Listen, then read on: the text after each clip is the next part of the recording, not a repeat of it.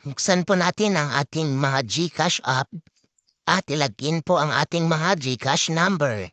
Kung wala pa kayong mga GCash app, ay download lamang ito sa Play Store o App Store. At ayan na nga po, nandito na tayo sa homepage na ating mga GCash.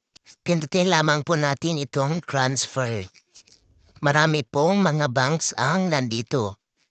Kagaya ng BDI, BDO, Land Bank, Metrobank, PNB, RCBC, AUB, meron ding Swiss Bank, Security Bank, China Bank, DBP, at iba pa. Pindutin lamang po natin ang BDO dahil BDO po tayo o transfer ngayon. I-enter lamang po natin ang amount. Maximum of 50,000 pesos ang pwedeng mag-transfer po per day. Ilagay din ang account name, isunod ang account number, at ilagay din po natin ang Gmail. Pero optional lamang po ang paglalagay ng Gmail. I-double check lang po maigi ang account name at ang account number.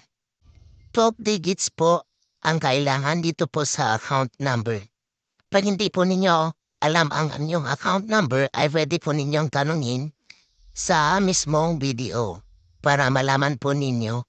At ayun na po, napilapan na po natin. Pindutin lamang po natin ang send money at pindutin po ang box na nakikita po natin sa ibaba. I-confirm that the details are correct. Pagkatapos ay pindutin na po ang pay. Tapos yung amount, meron po siyang 15 pesos na service fee. Pagkatapos ay enter na po ang 6-digit PIN na pinadala sa inyong mga GCash number. Pindutin ang submit at ayun na po, on process na po ang ating transfer from GCash to BDO. Bank transfer is being processed. So maghintay lamang po ng ilang sandali. At ayan na po, nakikita na po natin nagbawas na sa ating mga GCash. Pwede nating i-check sa ating mga inbox ng ating mga GCash app. At ayan po, makikita na po natin yung bank transfer status. You have sent 1,000 of GCash. At ayan na po yung mga reference number. At yung remaining balance na natitira.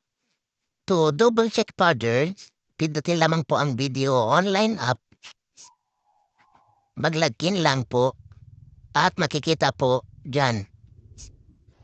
Pindutin lamang po ang bell sign dahil yan yung notification at makikita po natin dyan money received from other bank 1,000 pesos.